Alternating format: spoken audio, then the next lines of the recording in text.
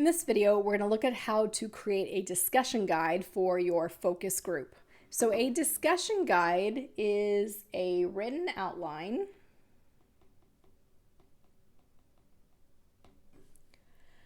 of the topics to be covered during your focus group.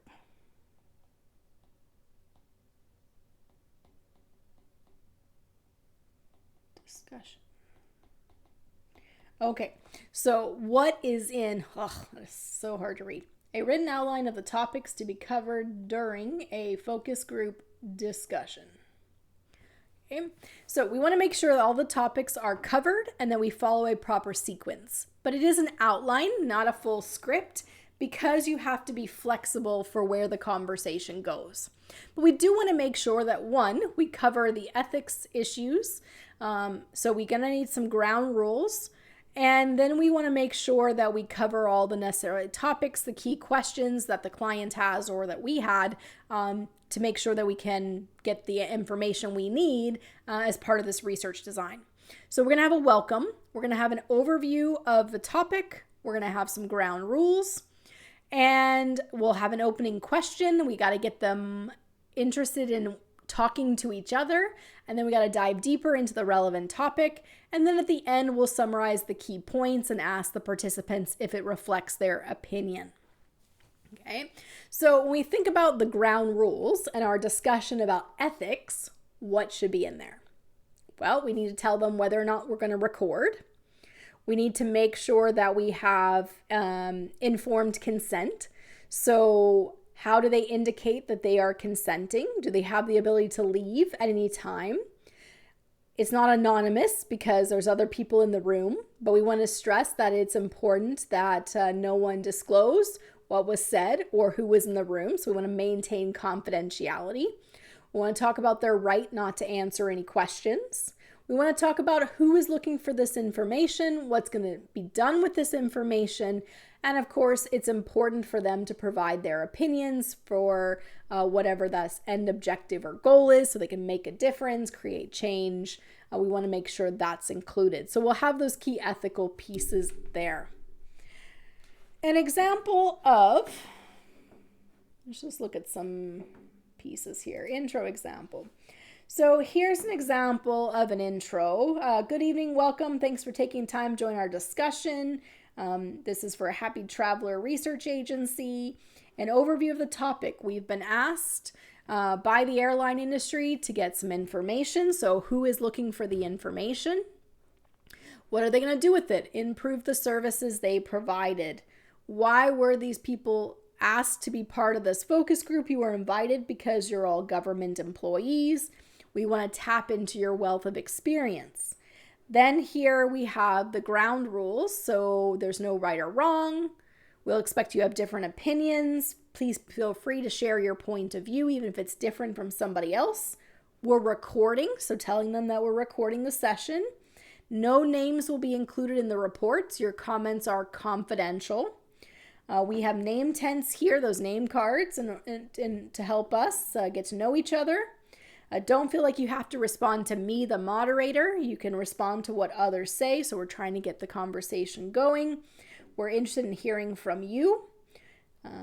If you're talking a lot, I may ask to hear from others so that we can give everyone a chance to talk. And then if you have any cell phones or pagers, please put it on quiet mode. So here you can see welcome, overview, and ground rules. So in terms of trying to figure out where if I put so here's another example.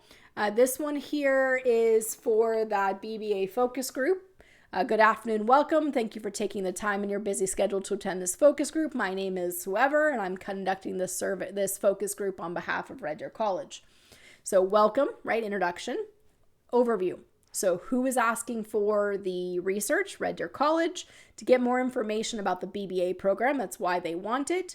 The information you provide will be used to improve the orientation process, the course delivery, the availability. It'll make it a better program. So why engage? To improve the BBA. You've been invited, right? Why are we wanting to hear from you? Because you have firsthand knowledge of the program and we need your insights to improve it. So then we have here in this section where you can see this is going to be our ethics requirements here. And so this one says you've been given a copy of the consent form. And then by signing this consent form, you agree to allow the information you provide to be used to improve the BBA program at Red Deer College. You consent this information being shared with Medicine Hat College, Mount Royal University. So these are other parties who are part of this degree. All copies of the consent form available near the door so you can have a copy to keep. So this consent form is so that we are in alignment with our research ethics requirements, right, which are telling us who's collecting the information, what they're going to do with the information. So you can see the top of this is very much the same.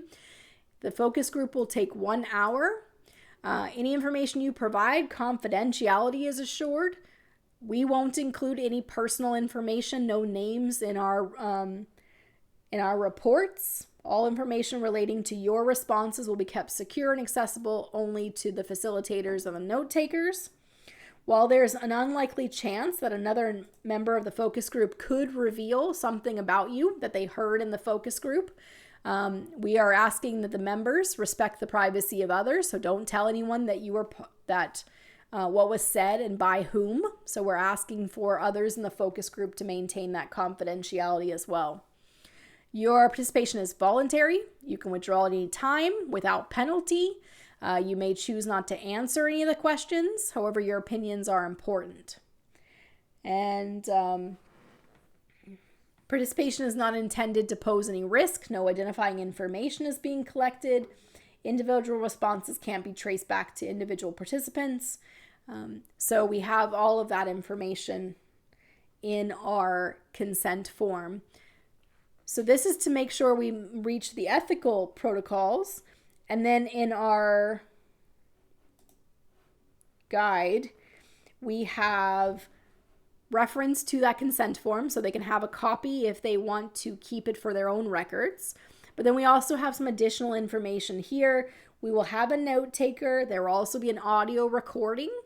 We won't record your names. Once it's transcribed, the recording will be destroyed. The information you provide will be confidential. So confidential meaning we don't, outside of the room where we're doing this focus group, we will not convey to anyone that you participated or what you said. Okay? So it's not anonymous because everybody in the room knew you were there, but to anyone outside of the room, we won't have any record that you participated or what you said, because once we transcribe it, we'll destroy the audio recording. No right or wrong answers. We expect you to have different opinions. We welcome your point of view. Don't feel like you have to respond to the moderator all the time. You're welcome to follow up with others. Okay, so that's the initial part. If we go back here, that is our initial piece. Then what we need to do is get into the questions. So the first part is the welcome, the overview, and then our research ethics, ground rules, and then we get into the questions. We want to choose questions that evoke conversation among participants, so we don't want it to be yes/no questions. We want it to be questions where they talk. We want the questions, though, to be short and concise in the question, and they should be open-ended.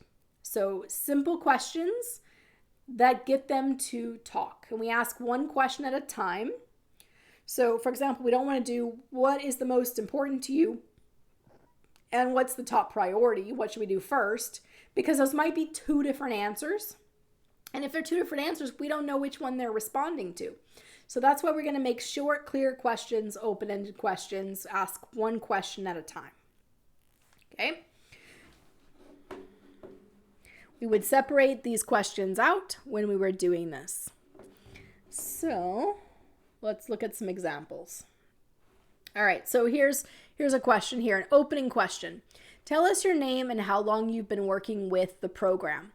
Opening questions are to get people to talk and show common ground, to get people to be willing to speak in front of each other. Okay, they should be low risk questions. your name and how long you've been working here or how long you've been in the BBA, why you buy this product, why you come to Vegas, these type of questions. They're low risk, but they get us to know a little bit about each other so that we actually care about each other. Then we're going to go introductory. So we're going to start tying to the topic at hand. In this example, it says, how'd you learn about the service? Then we're starting to transition to the key questions. Okay, as we start to transition to the key questions, think about back to when you first became involved with these services. What were your first impression? What was the startup process for you? If we're going and looking at the BBA one, for example, here's the opening question. What was your diploma major? So these are students who went diploma to degree. Then our introductory question is getting them to think more about the BBA because that was the reason we're here.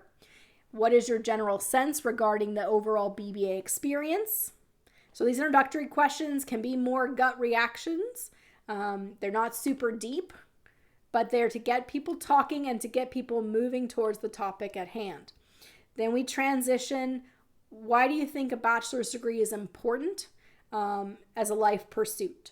Starting to get them to think deeper in the topic that we care about. Okay. Then that gets us to the key questions. The key questions are really the fundamental things that we want to know. And for each of these key questions, they usually take about 10 minutes each. So in this particular example, there are way too many key questions for 1 hour with 8 to 12 participants. You really should be thinking that your initial part here, welcome, overview, consent, that's maybe the first 10 minutes. Opening questions, introductory questions tend to be fast. So now we're looking at about 20 minutes in. So then if it's only an hour, you got 40 minutes for the remaining pieces. So you really shouldn't be doing probably more than 5 key questions. You might have probing questions or sub-questions that you put little notes underneath these that if they don't bring up, you will ask about as well, in which case these questions get quite expansive. So this one has way too many key questions. But you can see here we're getting to why are we here? What are you hoping to gain from the BBA? What makes the classroom a valuable place? How do you know when you've learned something? So the moderator asks the question. We wait for someone to respond. If no one does, we probe or ask it a bit different way.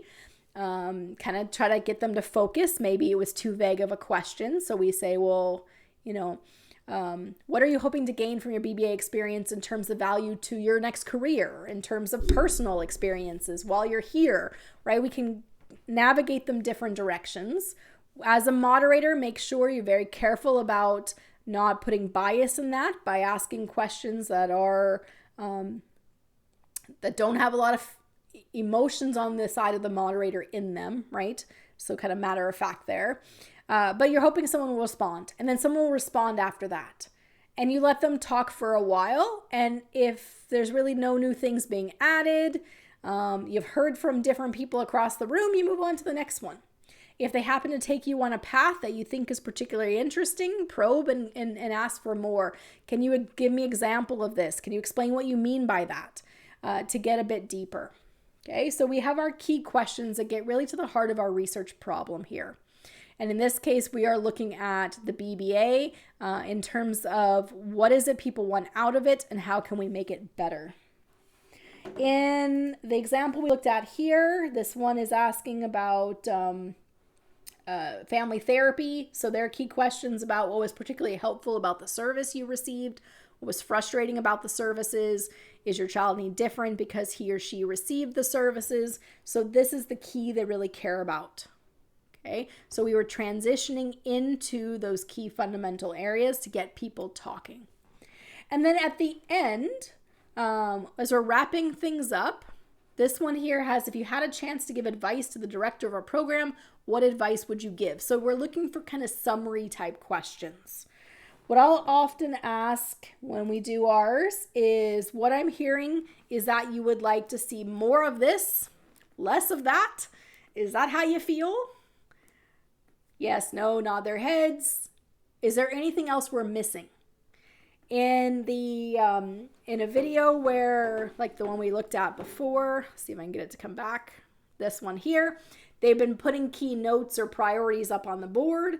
And so does this reflect how everyone feels? Is there anything missing? So we're looking for a question to help kind of summarize the group in terms of their thoughts and experiences. And that's how you kind of wrap up your discussion. So your discussion guide should include, as we go through again, welcome, overview, ground rules or consent form. Make sure you're covering all the ethical considerations.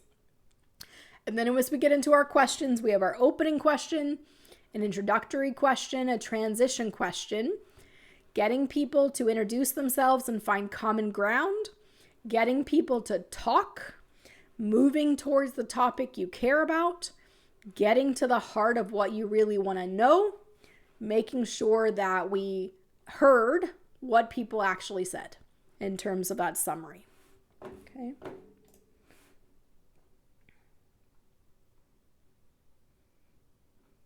So just a couple key pieces here, right? Opening, get everyone involved, easy, quick questions, highlight common interests. Tell us who you are and something about yourself. Okay. Introductory, get people starting to see their connections, opening up and talking. Transition, getting us to those key questions. So I'll hide this thing here. There we go. The key here, again, about 5 questions is what you want to do because each question will take about 10 minutes. Okay, use probing questions to dive even deeper. You might plan those ahead of time and put them in your discussion guide to help you so you don't forget them. And then in the end, suppose you had 1 minute to talk to the head of whatever it is that you're working for. What would you say? So this is to summarize the discussion and make sure everything was captured. When it comes to your discussion, don't invite questions at the beginning of the focus group. So the challenge is that if you start off by saying, here's how a focus group works, any questions, you're inviting them to talk, but you may or may not be able to answer their question. And the problem is that you don't want to bias their responses to later questions. So you don't want to provide them more details than you were prepared to give them initially. But if you don't give them the information they're looking for, then you don't appear trustworthy. So don't invite questions at the beginning. Just go through your spiel in terms of here's why we're here. Here's why we need to hear from you. Here's the ethical considerations. Here's the process. And then dive into your planned questions. Don't invite it to open it up to other questions from them, because if you can't answer them or you're concerned about answering them and creating bias, then that's going to create that barrier between you and your participants. You really want to encourage, once you've asked a question, them to give you different perspectives. So you would ask questions like, has anyone had a different experience? Does anyone see this differently? Does anyone disagree with what we're hearing? You also want to probe out additional information, right? So can you give us an example? Can you explain further to get them to give you more information? The benefit of focus groups is we can get a lot more meat, a lot more depth than we can with quantitative research. We want to encourage responses from the less talkative participants. One of the benefits of having those little name cards is if you haven't heard from someone, you can call them by name. Megan, you haven't had a chance to speak up. How do you feel about this? Can you tell us an example of or a story of? As a moderator, you also need to respond to what they say because you want them to talk. If it sounds like you're just ignoring their comments once they say it and you simply move on to a new topic, you're not feeding off of them, then they're not going to feed off of you. So you need to respond to their comments to acknowledge that it's of value, but you also want to make sure that you are not biasing their response. So you want neutral responses. You want nonverbal cues, so head nodding when they provide you additional information. Neutral responses like, yes, okay, Avoid responses that imply any kind of judgment or quality of the comments they make. But you do want to be reacting to what they say, so it's not just you asked a question, they gave a response, check mark, on to the next question. It needs to feel like a more natural conversation that flows into the next topic. Okay? If your participants are saying things that are wrong, you should not correct them. If you try to correct people during the focus group, then you tend to stifle conversation. So let's say, I was holding a focus group about professional development funds being used to buy technology. Oh my gosh, this was like 15 years ago. And they're talking about, okay, well, if we bought technology with this, then this would be the tax implications. These would be the implications for the organization in terms of who would maintain the device. Well, if their comments were wrong, the problem is, and I'm terrible at this, is I should not respond to that. I should not correct them because if I do that, it shuts them down and they're now looking for my ideas and feedback rather than giving their own. And I'm really bad at this when I'm doing internal focus groups, that I just need to not correct anyone, not say anything, just let them talk. Because you want to hear from them and you don't want them to stop giving feedback and just wait for you to tell them what to say. But you do need to correct them if what they're saying would create harm. So, for example, when I go camping, I purify my drinking water by adding bleach. It tastes funny, but bleach works really well to get rid of germs. If they're telling people to consume bleach, that would cause harm. That's when we would say, well, that's not safe. That will shut down that conversation. But in that case, you want to shut down that conversation because what they're saying can be harmful for others. If there is no harm, if they're simply misinterpreting the tax law and it's not really anything that they would ever do, because they're not actually an accountant and they're not managing the organization that deals with this, it's simply kind of what they heard, then you let it go because you don't want to stop the conversation from happening. So only if it causes harm. All right, so the key here, I'm going to scroll back a bit, is we want to design a discussion guide that has an opening, introduction, transition, key, and ending. And as we talked about in our previous video with our moderators, we want questions and moderators that evoke conversation.